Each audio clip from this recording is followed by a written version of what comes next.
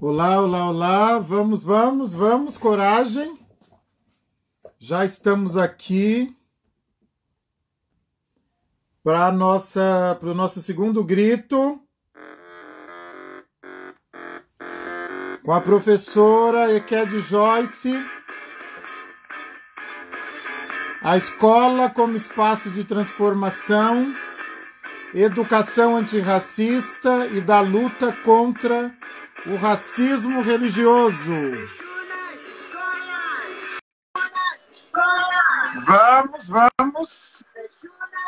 Vamos compartilhando, mandem coraçõezinhos. No recreio, não é show da Xuxa, no brasileiro. Exu na escola, Exu nigeriano. Exu na escola, e a prova do ano é tomar de volta alguma roubada de Deus urbano. Exu na escola, Exu na escola, Exu na escola. Boa noite, mãe. Vou chamar de mãe porque ela é mãe. E eu faz tempo que nós conversamos e eu queria muito trazê-la, né? Nós nos encontramos e eu queria muito trazê-la aqui para o Grito de Encruzilhada, porque tem nos interessado, não é, sobretudo, experiências, não é, de pessoas de axé em espaços em que normalmente, não é, entre aspas, não estamos. E aí, não é, Eked Joyce, ela tem um posto, não é, numa comunidade tradicional de terreiro, não é, entre nós, entre povos e comunidades tradicionais de terreiro. Eked Joyce, ela é professora, ela é pesquisadora, ela é diretora escolar, né, no município de São Paulo. E ela tem uma experiência muito interessante. Eu já vou começar por aí, que é, antes até da gente falar sobre a escola, que é uma experiência de vivenciar, não é, esse lugar, não é, de gestora escolar no período iniciático do candomblé. É isso, mãe? A sua bênção. Oxum abençoe, a bênção, meu pai. Eu agradeço o convite de estar aqui, que Oxum abençoe a todos, todas e todos que estão assistindo. Agradeço muito a todos que estão aqui acompanhando a gente. Esse convite para mim é uma lindeza, uma riqueza, vem só para agregar mais conhecimento. Estar falando com o senhor é muito importante também.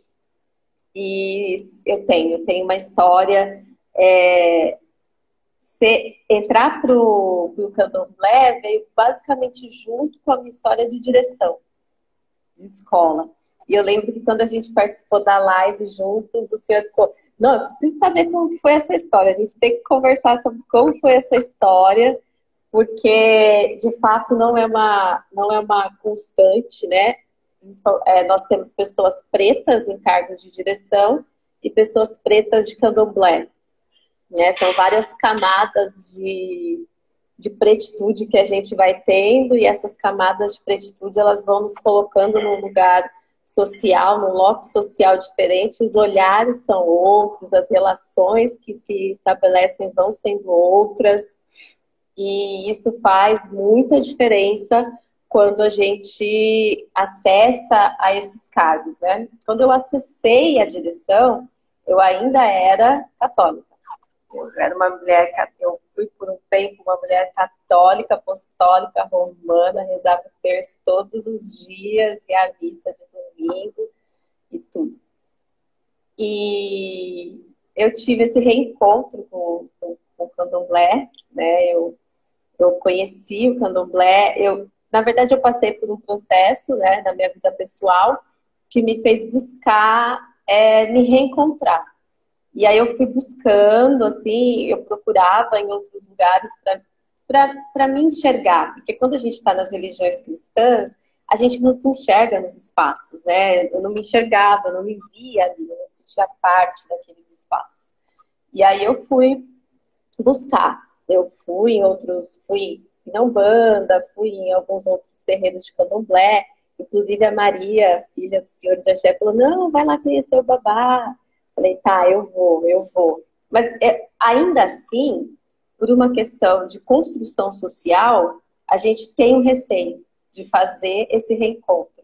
Porque a minha construção social, ela se deu na igreja católica, né? A construção da minha identidade foi feita ali. E aí toda essa dificuldade de você fazer esse processo contrário de ir buscar a sua ancestralidade. Porque é muito difícil, os olhares são difíceis, lidar com a família é difícil, toda essa relação. E aí eu ouvi, eu conheci, eu acessei a direção no mesmo momento que Maria acessou a supervisão, e encontrar a Maria na diretoria regional de ensino, usando quelé, de cabeça baixa e com a roupa branca, para mim, no primeiro momento foi assim, nossa, gente, uau, que potência, né? Porque todos os olhares estavam sobre ela, né? Ela tinha que visitar escolas daquela forma, ela é supervisora. E eu pensei, olha como eu tô sendo covarde, né? Porque eu queria, mas ao mesmo tempo eu tinha uma resistência, porque é uma questão social, essa resistência toda. E eu fui pensando, e aí um dia eu estava conversando na escola mesmo, na EMEI, que eu acessei numa EMEI, e eu conversando com as professoras, falando sobre questão de identidade negra, de religião de matriz africana. Eu parei para me ouvir e eu pensei, meu, como que eu tô sendo hipócrita, né? Porque eu falo, mas eu não tenho coragem de buscar essa minha ancestralidade. Aí eu fui. E aí eu fui e o pai Ogã da minha casa de axé, ele me levou à casa de axé, que agora eu sou EQED, né? E eles estão assistindo agora, né? O pessoal da casa de axé, os meus amores. Eu quero mandar um beijo para eles todos, né? Para minha Yalorixá, Kátia, de Afonjá, para os meus irmãos todos de santo, para as Equetes, para as minhas mães Equetes, para meu pai Ogã, quero mandar um beijo para todos. Casa de Xangô, né? E eu fui, tinha que ser diferente, né? Casa de Xangô, e eu fui até lá, eu fui conhecer, é o Ilea Selba, ali da rua Afonjá, que é dirigido pela Iakátia, de Afonjá. E quando eu cheguei, na primeira vez que eu fui, pai, eu entrei e falei, eu não vou participar, tô vindo aqui porque eu respeito, como eu sempre falei de respeitar. E no sofá, o pessoal até fala que eu sou a que dormia no sofá e de repente eu fui dormir no sofá. E depois eu comecei a sentir, assim, algo diferente em mim, sabe? Uma questão de, aqui é seu lugar, você tá retornando para um lugar que é seu, você não tem que ter medo. E aí eu fui. Comecei a participar, fiz guri, e aí rapidamente já me iniciei, e né, eu fui suspendida por Xangô, como EQED, eu sou IAPTB também, e eu tô aprendendo tanto, é uma experiência, assim, completamente única. E estar na escola fez essa experiência se tornar mais única ainda. Por quê?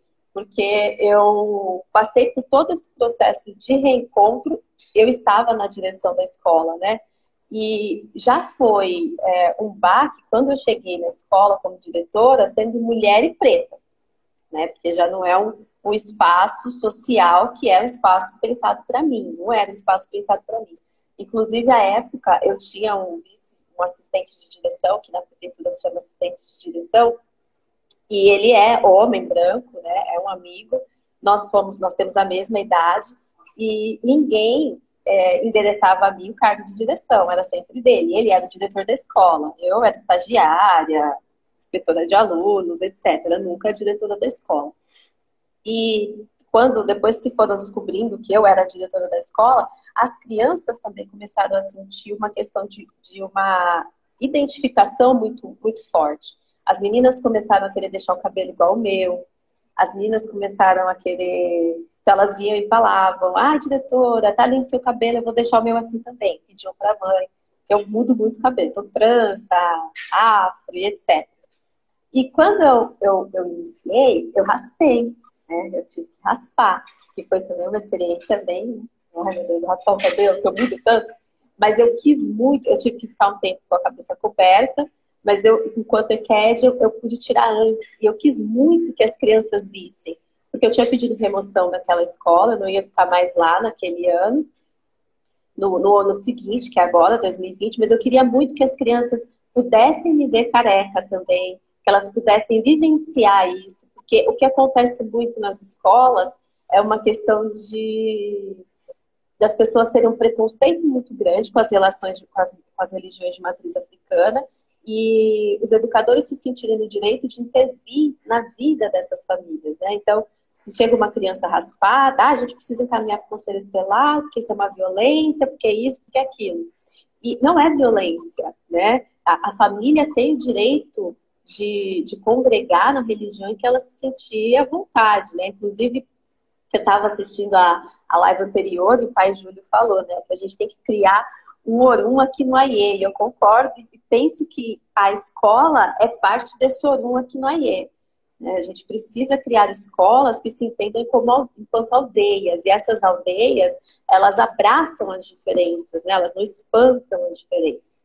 Então, eu voltei para a escola e eu fiquei recolhida. E quando eu voltei careca, né, toda diferente. As professoras já tinham uma relação diferente comigo, porque quando eu comecei a participar da religião de matriz africana e falei na escola, eu ouvi algumas piadinhas, né? A gente ouve algumas piadinhas, mas eu sempre fui muito incisiva com isso também, de não tem graça, né? Esse racismo recreativo não é legal, porque é racismo recreativo, a gente sabe disso. Faço piadinhas e, tô brincando. Não tô brincando, a gente vai construindo violências que são difíceis das pessoas lidarem. Então, a gente foi passando por um processo de formação mesmo. Então, assim que eu acessei a direção, era meta. Na verdade, deveria ser meta de todas as escolas, mas a gente entende a dificuldade das pessoas lidarem com as questões antirracistas. Então, eu também desenvolvo formações nesse viés, porque eu entendo a dificuldade, mas não deve ser uma desculpa. Porque, enquanto professores, nós somos todos pesquisadores e somos intelectuais, então a gente tem que buscar.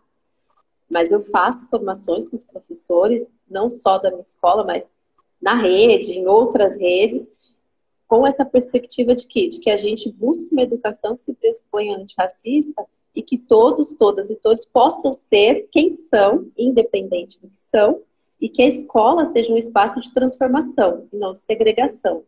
Então, quando eu cheguei, foi bem difícil, só de ser mulher e preta. Depois que eu falei que eu era da religião de matriz africana, eu ouvi até uma piadinha assim: ai, gente, cuidado do que você vai falar para a diretora, porque depois ela pode fazer alguma coisa pra gente. Aí eu falei, não, gente, eu não vou gastar vela com vocês, né? Pelo amor de Deus, né? Falei, não, só se for para eu pedir para a escola ir para frente. Mas assim, vocês precisam entender, e eu comecei também, pai, eu me apropriei tanto da ideia desse reencontro e me sinto tão em casa, que eu comecei a conversar com elas para desmistificar essa ideia do que era o candomblé. Porque as pessoas têm uma concepção de candomblé completamente diferente daquela que a gente vive, né? E eu comecei a conversar com as pessoas da questão da comunidade, da questão do olhar para o outro, da questão que a gente enxerga aquele espaço como nossa casa, que todos somos irmãos e que a gente se ajuda, e que a questão da hierarquia, ela é uma hierarquia que ela está lá para organizar, mas não para impor poder, né? Não é uma relação de eu grito com você e você faz, e etc. Não, é uma relação de troca, né? Nós estamos lá numa relação de troca com o outro, que orixá é natureza, que orixá é energia, e que eu sou o que eu sou porque eu estou lá agora, né? E porque eu estou com os meus. E que o Ubuntu não nasceu do nada, faz parte do nosso candomblé. Então as pessoas gostam muito de falar de Ubuntu, mas têm medo de falar de candomblé. Ora, falar de cultura africana é falar de religião de matriz africana, porque a religião é parte da cultura, né? E a gente não está querendo também com isso catequizar ninguém. A gente quer que nos respeitem. E foi todo esse processo na escola. E com as crianças foi maravilhoso. Elas queriam passar a mão na minha cabeça, né? Tem aquela questão de que a gente acabou de iniciar, de pôr a mão no ori, né? E aí eu conversei com a minha Lorixá e eu falei assim, então, esses pequenininhos, eles querem muito pôr a mão na minha cabeça. Como é que eu faço? Porque eu ficava na EMEI, 4 e 5 anos, e eles querem muito passar a mão na sua cabeça, para sentir. E ela conversou comigo, a gente entrou num acordo, não, vamos deixar eles passarem a mão na sua cabeça. E eles amavam, eles passavam a mão na minha cabeça. Olha, a diretora tá careca, que linda. Olha, a diretora... E eles foram percebendo também uma coisa que é muito interessante, criança presta muita atenção, e adulto também, eles foram percebendo muito que sexta-feira eu tô sempre de branco. E por que eu tô sempre de branco? E eu respondo por que eu tô sempre de branco. E agora eu fui para uma MF, e na MF eles já são maiores, né? Eles são... eu tenho crianças de 6 até 17 anos na MF, e dependendo da MF você tem adultos também. E eu não faço questão nenhuma de não dizer quem eu sou, e de onde eu venho, e que religião eu congrego, e no que eu acredito. Porque uma das coisas que minha Elorixá fala, que é muito real, é que nosso maior testemunho é a nossa vida. E eu quero que as pessoas enxerguem, quando elas olharem para mim, que elas vejam o candomblé que eu professo. Quando elas olham para o Senhor, elas veem o candomblé que o Senhor professa. E foi uma experiência difícil, não foi fácil, porque como a gente conversou também na outra live, né? Quanto mais camadas você tem, né? Quanto mais camadas você agrega de pretitude a você, mais difícil ficam as relações. E as pessoas aceitarem os nossos corpos. Mas ainda assim eu imponho a presença do meu corpo preto e da minha religião, da minha fé, porque é necessário, não é por mim. É pelos que me antecederam, é pelos que vão vir, pelos meus mais novos e pelos meus contemporâneos. Eu tenho, né, quer dizer, você acompanha meu trabalho e eu estou muito interessado na naturalização do ser de terreiro, né, que seja alguma coisa natural, né, porque, na verdade, a grande questão, né, quer dizer, quando você volta, não é, quer dizer, quando você volta iniciada, careca, não é, quer dizer, com as suas insígnias de roupa branca,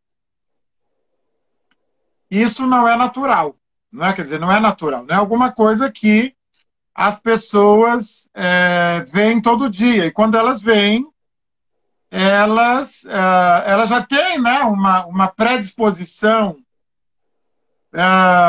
e tem a ver um pouco, não é, com esse pacto narcísico, né, da branquitude.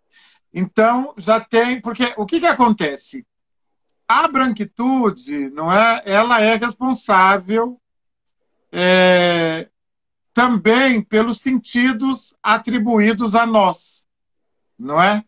Então, ela é que a gente sabe, né? Quer dizer, a própria categoria negro é uma invenção branca. Então, eles têm, né? Quer dizer, eles é que nos nomeiam. E eu estou muito interessado, não é, na naturalização do ser de axé. E eu penso que você cumpriu, não é, quer dizer, esse papel, não é, com maestria, né? Quer dizer, você levou a EQUED para a escola, né? Quer dizer, né? Você não deixou. Não, agora eu vou entrar aqui e eu sou apenas a gestora. Não. Quando você vai para a escola, você leva a EQED, e gestora, e mulher, e negra, e antirracista, e cientista, né? Vamos falar um pouquinho sobre a sua pesquisa. Então, eu tenho dito o seguinte: se você não está lá, a gente não consegue fazer esse trabalho, não é? Quer dizer, porque os brancos não farão esse trabalho por nós, né? Quer dizer, eles não vão naturalizar, né? Quer dizer, o ser de terreiro, o ser de axé, eles não vão naturalizar. E aí eu estou muito interessado, mãe, nos impactos. Quais os impactos de uma mãe, né? Uma mãe EQED, nós falamos mãe porque a EQED é a segunda mãe do terreiro. Quais foram os impactos na escola? Né? Quer dizer, como é que isso afetou? Afetou, vamos falar de afeto. Como é que afetou a escola? Então, existe uma escola pré-EQED e uma escola pós-EQED. Na luta, na transformação e na educação, quer dizer, na escola como espaço de transformação e educação antirracista e na luta contra o racismo religioso. Dá para ver um cenário sem a mãe EQED e um cenário, né, quer dizer, um antes e depois? Dá. E eu acho que, antes de mais nada, pai, a naturalização, ela tem que partir de mim. Porque, como bem contou o senhor, a construção da nossa identidade social de raça, né, ela é fruto da branquitude, né? Como Grada Quilomba fala, é a construção do outro, né? Eles construíram um outro e a gente comprou esse outro. E a gente comprou tudo que vem junto com essa outridade, né? A questão da nossa religião ser uma religião demonizada, a gente comprou tudo. Então, o que aconteceu nesse processo? Eu tive que me reconstruir, né? Eu tive que reconstruir a minha identidade, porque eu tinha uma outra identidade do que era ser Joyce, né? Eu sabia que eu era Joyce, sabia que eu era uma mulher preta, mas ainda assim eu era cristã, então eu tinha uma passabilidade de falar, não, de falar das questões cristãs e etc e tal. Então você tem uma recepção um pouco melhor para lidar com as questões, porque por mais que a gente diga que a educação é laica, as pessoas que estão na educação não são. Né? Então a escola é laica, mas as pessoas que estão na educação não são laicas. E aí as falas, sempre em sala de professores e todos os outros espaços, elas vão estar bem sempre carregadas da questão do cristianismo. Então, antes de mais nada, a naturalização perpassa a reconstrução da minha identidade social. E para reconstruir a minha identidade social, eu me reconstruí enquanto pessoa, porque a identidade social ela só é construída a partir do olhar do outro sobre você, né? Então, antes eu era aquela mulher preta, porém católica, apostólica, romana, do terço na mão, todo dia, todo domingo na missa. E aí eu me reconstruí.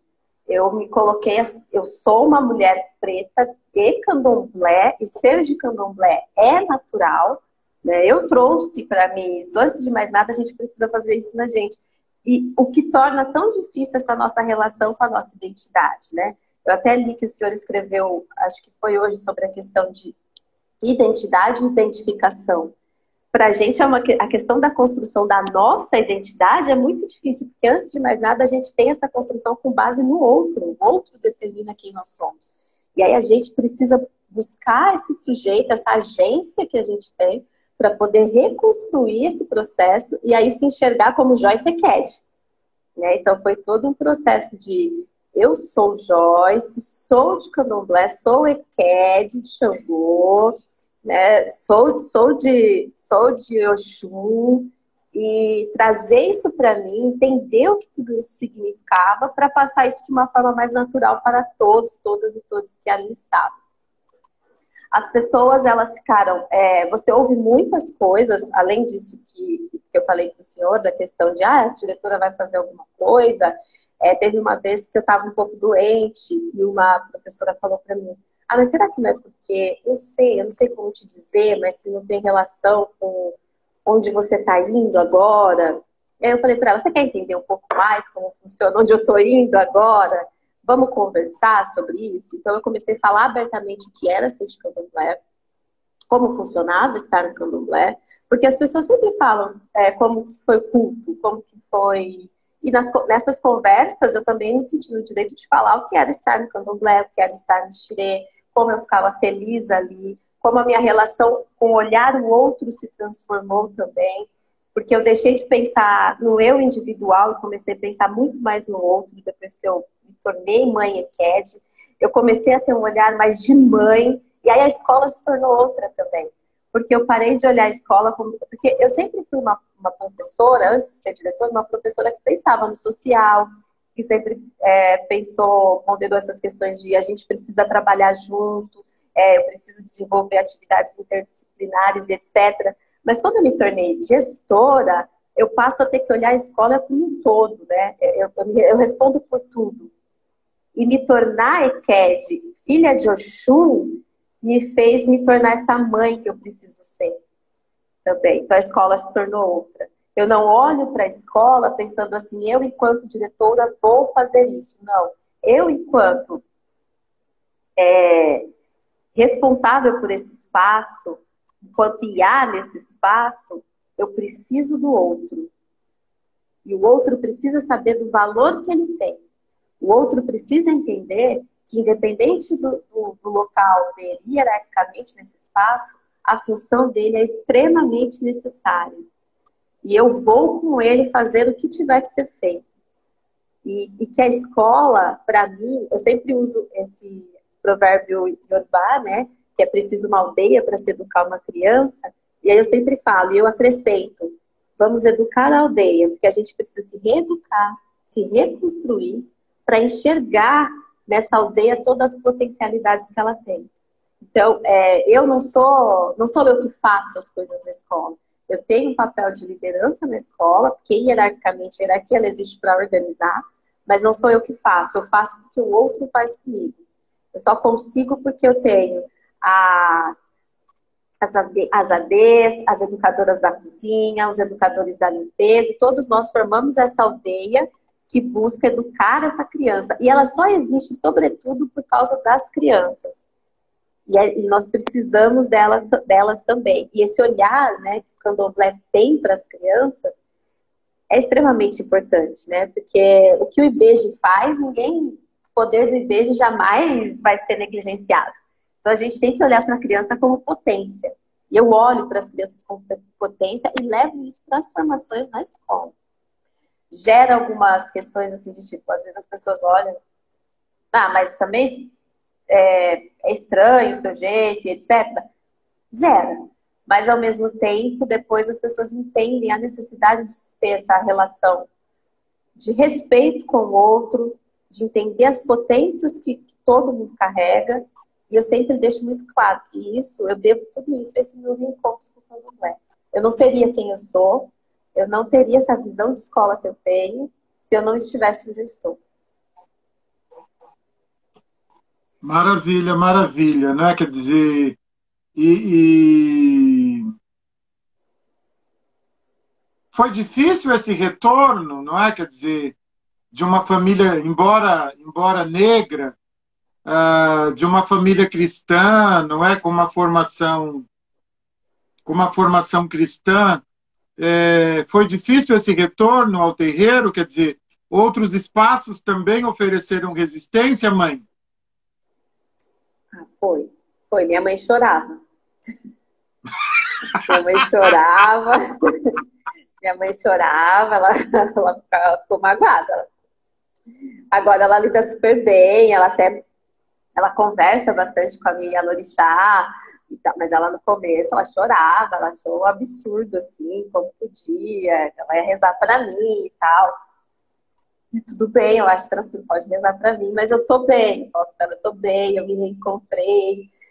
E ela chorava, ela ia à missa e chorava. E aí o pessoal da igreja, ela disse que um dia ela foi, o pessoal começou a falar, nossa, sua filha virou mãe de santo, sua filha não sei o quê. E ela ficou brava e começou a chorar na igreja. Eu falei, mãe, tá tranquilo, viu? Eu tô bem, tô ótima, não precisa chorar. Meu pai, para ele assim, você tá bem? Então tá ótimo. Se você está bem, para mim tá tudo bem, tá ótimo. Também respeita muito a questão do axé, mas minha mãe, ela teve uma resistência maior. Na escola também teve um episódio, porque eu trabalhava na escola e eu não sabia que uma das secretárias, ela era de religião de matriz africana, né, da Umbanda, mas eu não sabia, porque ela não falou, ela não comentou, ela tá até aqui, a Flávia. E depois que eu falei que eu era, que eu estava indo pro candomblé, ela se sentiu à vontade também de dizer quem ela era. Ela falou assim, isso me trouxe força para dizer quem eu sou também. Porque eu tinha medo de falar e vocês não quererem comer coisas minhas, porque acontece isso, né? Eu levo a pessoa levar a comida e ela se de axé e os outros não quererem comer. Você oferecer um abraço e as pessoas acharem que você está querendo fazer alguma coisa. E eu fui tentando quebrar tudo isso. Gente, a gente vai se abraçar. Eu acabei de renascer, tô careca, tô aqui, eu não posso abraçar, não podia abraçar. Então, eu explicava, porque às vezes elas iam me abraçar, que eu sou do abraço. Gente, eu não posso abraçar por causa disso, disso, disso. Então, uma coisa de deixar tudo bem claro, de sempre falar sobre os assuntos abertamente, de deixar claro para as pessoas que eu estava passando por um rito, que é um rito da minha fé, e que tá tudo bem. E aí as professoras entendiam, tá, mas posso te fazer uma pergunta? Eu pode. É que eu tenho medo de perguntar, eu fico com vergonha. Eu não, tem que perguntar. A gente tem que perguntar, não tem que ter medo. Fica à vontade, pergunte. Pergunte. E aí toda a formação e escola que eu chego, eu falo que eu sou de candomblé. As pessoas sabem e eu percebo, pai, que as pessoas que são e que já estão no lugar, mas sentem resistência em falar, começam a falar mais, inclusive alunos. Eu tive um aluno que ele veio falar para mim, a senhora é de religião de matriz africana? Eu não era ainda. Isso também mexeu muito comigo, porque eu estava trabalhando tesouro com eles, e os alunos começaram a falar dos orixás, eu falei, não tem nada de demônio e tal, tentando explicar, mas eu também não entendia, mas eu estava ali tentando explicar, e ele veio, sentou perto de mim e falou assim, antes eu tinha medo de falar, mas agora eu vi que a senhora não se importa. Então, olha a importância de eu estar onde estou e de dizer quem sou. Porque isso faz com que os alunos que são e que têm medo de dizer quem são, que eles, não, peraí, não tem problema nenhum. Eu posso ser, sim, de religião de matriz africana, não é um problema eu ser de religião de matriz africana, eu sei que candomblé. As pessoas têm que me aceitar como eu sou. E tem toda uma relação de que a escola que eu estava, a gente não trabalhava com datas comemorativas, né? Por uma questão de respeito à diversidade. Porque as datas comemorativas, basicamente, elas são datas cristãs, né? Tem toda aquela relação com o Pacto Narcísico da Branquitude, a questão da construção da identidade, etc. E tinham famílias que iam se questionar por que que não tinha, se já estava acostumado. E eu sempre dizia para eles, eu acho, a gente tem que fazer essa discussão aberta no conselho, gente. Não, porque a maioria das pessoas são católicas, ok, mas não, nós na escola, a escola é laica. Né? Se eu quero um trabalho de educação católica, eu coloco meu filho na escola católica, não sei o que, não sei o que lá. Se eu estou na escola pública, eu estou buscando uma educação que seja equânime. Então, se a gente vai ter datas comemorativas, a gente vai celebrar todos os dias possíveis e impossíveis. E a gente vai começar celebrando o dia de Ogum, Cosme e Damião, dia de, sei lá, de todo mundo. Eu falava para eles na reunião de conselho. Todo mundo. Aí eles, não, mas aí não. Então a gente não celebra os outros também. Porque isso é o justo. Dentro de uma instituição de ensino, isso é ser equânime. Eu trago tudo. Tudo. A gente não faz mais nada, porque todo dia é dia de alguma coisa. Né, no ano. Aí as pessoas, não, peraí, então isso é ser equânime. Vamos ser justos. Vamos pensar aqui a sociedade de uma forma mais, né, equijada. E aí as pessoas foram se adequando e entendendo. Ao sair da escola, dessa escola, que eu vim agora em 2020 para outra, uma mãe veio falar comigo. Duas mães vieram falar comigo. E a gente teve um encerramento de ano, e uma mãe veio falar comigo, negra também, e ela falou, você é do santo, né? Aí eu falei, eu sou de Oxum. Aí ela falou, que bom. Fiquei tão feliz em ver uma diretora de candomblé ocupando esse espaço, eu nunca tinha visto isso antes. Obrigada por você estar aqui. E ouvir isso, para mim, foi tô no caminho certo.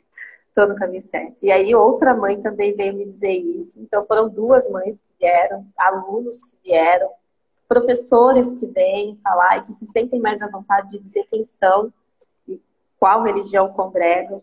Então, é muito importante estar nesse espaço e ter reconstruído essa minha identidade social de raça, né? Porque agora eu sou outra pessoa. Eu me vejo de outra forma e as pessoas me enxergam dessa forma, porque eu sempre falo, né? Nós somos uma mídia e com essa mídia a gente comunica as coisas para as pessoas da forma que a gente se veste, da forma como a gente se comporta. E agora eu sou a Joyce, diretora, Ked, filha de Oxum, Ked de Xangô, tudo isso numa só. Olha só, a conversa voou porque está deliciosa, mas nós temos tempo ainda. Eu queria, não é? Quer dizer, que você nos contemplasse também um pouquinho, mãe, com seu trabalho acadêmico, não é? Que você, inclusive, leva, não é, para a formação dos professores, trabalha com formação, e eu acredito também, né? Quer dizer, acredito não, eu sei, né? Quer dizer, também, né? Quer dizer, quando a gente decide estudar questões relacionadas ao racismo, à branquitude ou ao terreiro, a gente também se fortalece porque a gente começa a entender, né, quer dizer, os mecanismos que estão atuando, não é, na nossa colonização.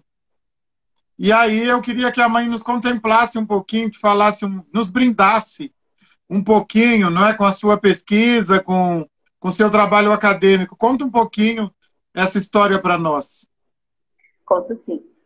Pai, pode me parar, porque eu falo muito, tá? Não, nós estamos indo bem. Vamos lá, vamos. Eu falo.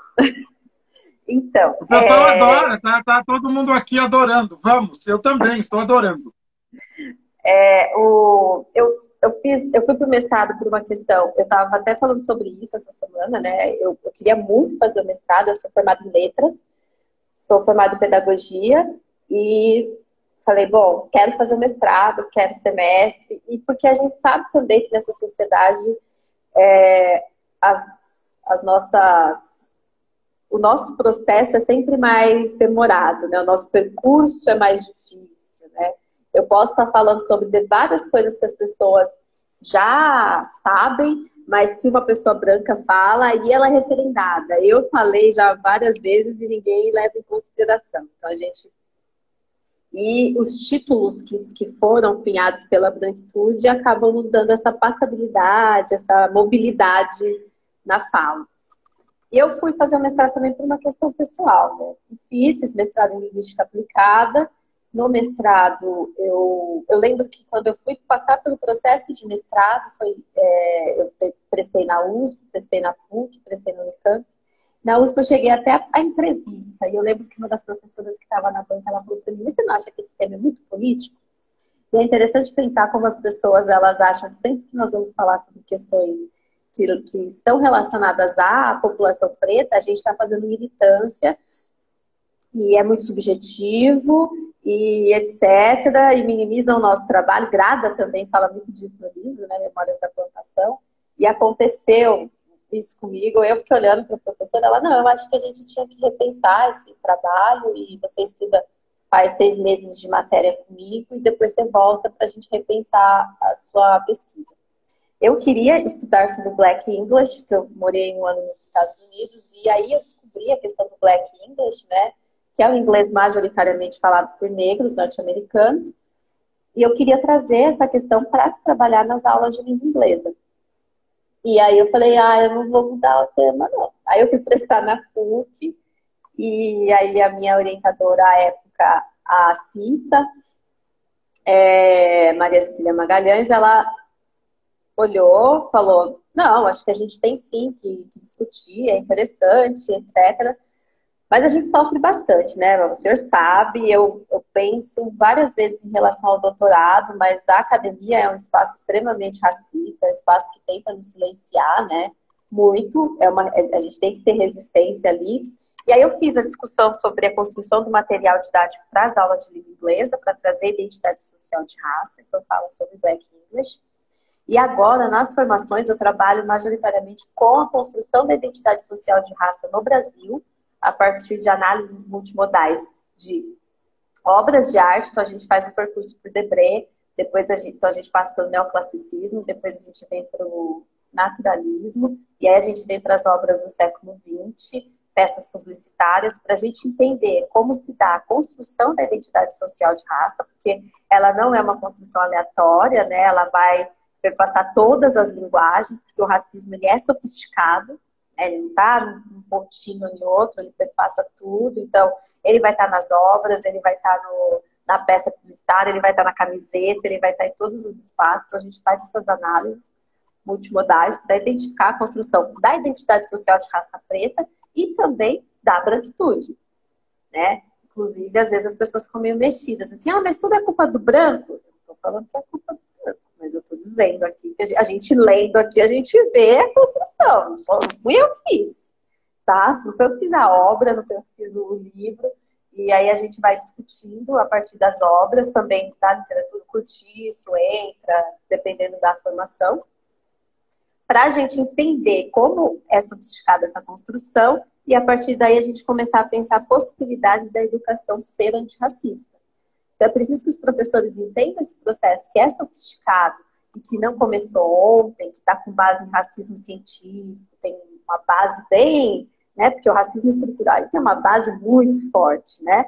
É preciso que as pessoas entendam toda essa base e que ela foi feita com base em linguagem, para daí a gente conseguir reconstruir a educação e entender a educação como espaço de reconstrução, transformação e de luta, né, pela manutenção dos direitos de todos e todas, de que as pessoas tenham o direito de ter a sua religião, de ser quem são, de uma sociedade mais equânime, que a gente lute e busque também não ser um braço do Estado para aplicar a necropolítica. Porque se a educação se torna mais uma instituição aí, só mais uma instituição do Estado, que não se entende como espaço de transformação, a gente não vai ser nada mais do que mais um braço do Estado para aplicar a necropolítica, né? E essa não é a nossa função. E acho que enquanto pessoas pretas, candomblecistas, né, a gente enxerga isso de uma forma com mais afinco. E aí, essas formações eu faço com os professores da rede. Então, as escolas me ligam e eu faço, e eu sempre falo para eles, escola pública eu faço por ativismo mesmo, porque majoritariamente atendem aos alunos pretos. E eles precisam de professores que os enxerguem enquanto potência. Então, é esse trabalho que eu tenho feito. Pode falar. Os professores recebem como? Eles se surpreendem? Eles recebem bem? Como é que é a recepção, mãe? Tem os que... Nossa, eu nunca tinha pensado nisso. Nossa, sempre, né? Porque as pessoas... Se você não vive, você não sabe o que é a questão do racismo. As pessoas têm que entender a questão do bloco social, do lugar de fala, né? Que é difícil. Tem alguns que ficam extremamente... Porque eu faço questão de ser bem provocativa nas formações. Então, alguns ficam extremamente incomodados. E eu fico muito feliz com isso. Eles estão bravos, alguns comigo, mas você está culpando os brancos de tudo. Não estou culpando ninguém, eu estou falando estatisticamente com base em pesquisa, né? Aí as pessoas que tirem as suas próprias conclusões. Eu lembro que teve uma formação que o professor falou assim, mas as pessoas... Ele estava falando sobre a questão de assassinatos mesmo, da questão da polícia. Mas a polícia prende porque é bandido. Eu falei, então... Mas eu não consigo entender, e aí a gente pode conversar com base em estatística. Será que 75% desses casos de morte por violência policial todos eram bandidos? O senhor fez um levantamento, né, para poder passar para a gente? Aí as pessoas silenciam. Porque eu não estou falando com base no que eu acho, né? Eu falei, a não ser que o IPEA esteja mentindo. Aí já não é questão, não é comigo. Tem algumas pessoas que vêm falar para mim, eu acho que você não devia mais falar sobre isso. Eu acho que você devia buscar, estudar sobre as questões.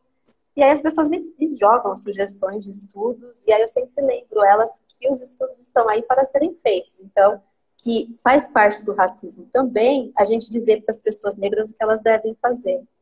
E que é importante que, se a pessoa acha que esse estudo é importante, que ela o faça. Mas que não diga para mim que eu devo fazer. Então, a gente vai sempre nesse processo de tentar trazer as pessoas à consciência, mas eu não faço questão de ser dócil, porque não é esse meu lugar. É um lugar que foi construído a partir dessa construção dessa nossa identidade social de raça, e não é um lugar que eu quero estar sempre. Eu sou uma pessoa que tem uma fala mais mansa, mas eu sou de Oxum, né? E as águas, elas podem ser mansas, mas elas também podem afogar. Então, tem esses momentos aí na fala, e tem sim uma dificuldade de algumas pessoas em entender, enxergar, principalmente pela polarização que a gente está vivendo, né? Aí alguns vêm e falam, não, mas é militância? Não é militância, a gente está discutindo uma questão real. E uma coisa que é muito importante, pai, da gente perceber, é que muita gente começou a querer discutir esse tema por causa do movimento Black Lives Matter. Mas, ao passo que Black Lives Matter, vidas negras não importam, né? As pessoas estão gritando Black Lives Matter, mas não se importam com as vidas negras, de fato. Então, quando a gente faz essa provocação, as pessoas se sentem, sim, mexidas. Muitas não gostam, e tá tudo bem. Mas, majoritariamente, as pessoas têm aprendido bastante. E eu tenho aprendido muito com elas também, porque é sempre um processo. Quando a gente ensina, a gente aprende, né? Um processo de construção coletiva. Está sendo muito bom. A escola, nós temos ainda um tempinho, então vamos para a nossa super provocação. Nós estamos falando numa escola como espaço de transformação, educação antirracista e luta contra o racismo religioso. A escola é esse espaço, mãe? Não. Não, por isso que a gente tem que... Eu sempre falo no começo das formações, a escola é racista. Por isso que a gente precisa pensar dela ser antirracista. Porque ela é. Ela é um espaço, ela é uma instituição que está dentro dessa sociedade racista. Então não tinha como a escola, por si só, não ser racista.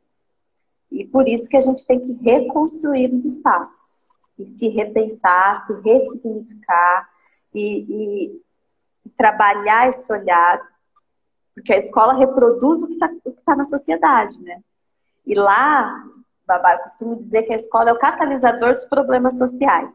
Então, a gente vê de tudo dentro da escola, e tudo que está acontecendo fora da escola acontece intensamente dentro da escola, porque a gente tem 800, por exemplo, na EMEX Alperus, onde eu sou diretora, nós temos 800 e poucos alunos, quase 900. Mais 90, quase 90 funcionários.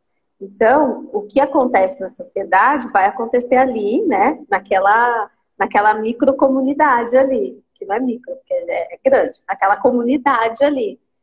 E como catalisador dos problemas sociais e como espaço social, a escola, ela é racista, né? Ela tem essa base racista.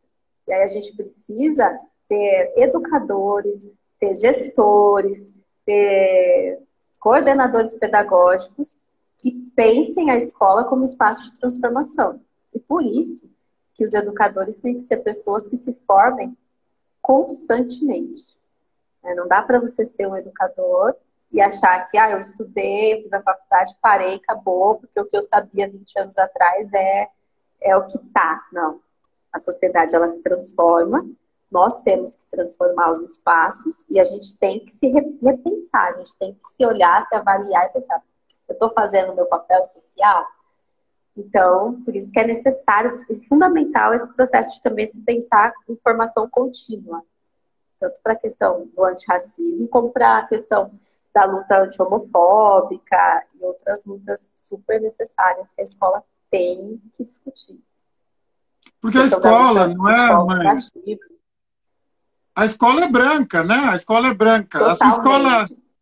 A sua escola é majoritariamente formada por professores brancos ou negros? Brancos. A escola é branca, né? Quer dizer, então ela vai reproduzir esse pacto, né? O pacto narcísico, não é? E ela vai acabar. E aí é por isso, né? E eu já quero provocá-la, né? Quer dizer, é por isso que a gente precisa estar nos espaços, porque na verdade quem vai escurecer a conversa, né? Quem vai, não é? Quer dizer, essa escola, a escola, né? Que a mãe está e Oxum a levou até essa escola certamente, ela foi muito beneficiada, não é, pela possibilidade de se tornar, né, uma escola espaço de transformação, mas isso só é possível a partir de nós, não é? Quer dizer, como disse o Eli Carneiro, todo branco é beneficiário do racismo, não é? Embora não seja obrigado a ser signatário. Então, também os professores respondem a uma estrutura racista, não é, mãe? Sim. Respondem e o mais difícil, eu acredito, Babá, é que eles respondem a uma estrutura racista e não enxergam que estão respondendo a essa estrutura racista. E aí é nosso papel também, além de ter que escurecer a conversa, de abrir os olhos das pessoas, assim, olha, você está sendo racista, né? Vamos olhar aqui no escopo geral, você está sendo racista. Eu tenho uma experiência, Babá, que eu acho extremamente importante trazer, que conversando com uma professora na EMEI, isso, né? E a gente discutia muito sobre essas questões raciais, e eu sempre falo também uma coisa muito séria. Para as pessoas brancas que se dizem antirracistas, é fundamental que elas entendam que elas não têm que esperar a pessoa preta chegar para escurecer a conversa, né? Se ela é antirracista, que ela discuta. Porque a escola, como espaço majoritariamente branco, ela precisa de pessoas que tragam essa discussão. Vai ficar esperando chegar a Joyce, ou chegar o Babacite, ou chegar... Gente, vamos discutir? Eu disse que sou antirracista, então o que eu faço é o meu papel de selo. Mas aí a gente começou a discussão na escola, voltando à questão da escola, e estava tendo um trabalho sobre profissões na EMEI. E elas estavam conversando sobre todas as profissões e etc. E a professora, ela contou isso num grupo geral. E eu achei muito bom ela contar, porque mostrou que ela começou a se enxergar enquanto pessoa racista. E ela falou assim, que ela estava na sala e sentou uma menina negra na frente dela e ela falou, então, e você? Que profissão que você gosta? E a menina começou a falar das profissões que gostava e ela disse, o que você quer fazer? Ela falou, eu quero ser faxineira. Aí a professora falou, legal, você quer ser faxineira? Que bom, tal.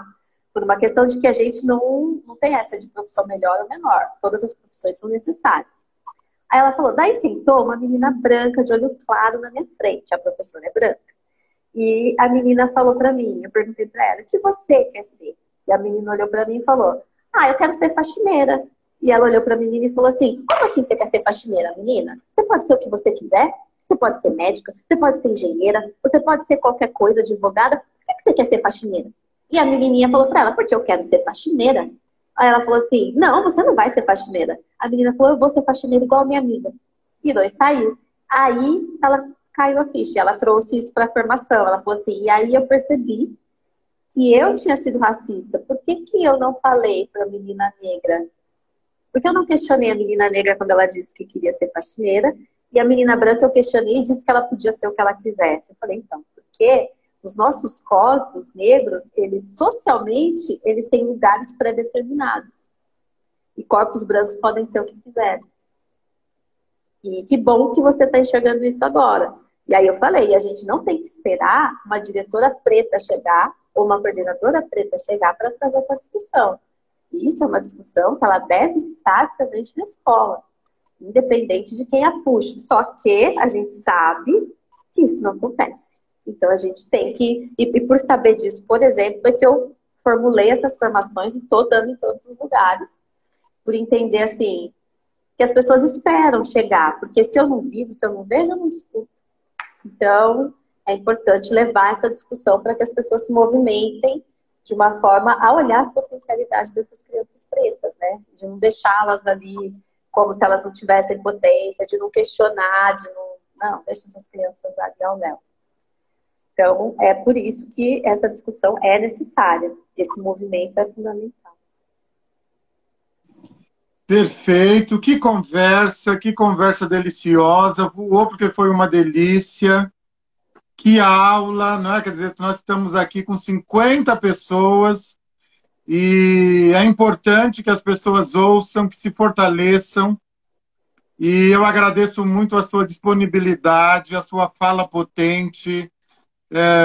Agradeço a Oxum pela sua existência, a Xangô, não é? Da sua Ialorixá, nossa querida Mãe Cátia, sua bênção, Mãe querida. E espero que em breve estejamos juntos presencialmente. E, obviamente, vamos levar o nosso ebó para a encruzilhada, entoando uma canção a Oxum. A Oxum. Arrepiei. Muito, muito, muito obrigado, mãe. Obrigada, Vavá. Eu agradeço muito o convite. Espero, sim, reencontrar o senhor, que a gente tenha mais oportunidades de conversa. Agradeço a todos, todas e todos que estão aqui. A bênção de todos. Que o Oxum abençoe a todos. Laroyexu. Laroye, Laroyexu. Era Ieye, Ofideriomon. Banda no Idel Toriefon. Saúde e vida longa. A senhora, mãe, a Equede Joyce de Oxum. A professora Joyce, a transformadora Joyce. Saúde e vida longa. Muito axé. Um grande beijo. Obrigada,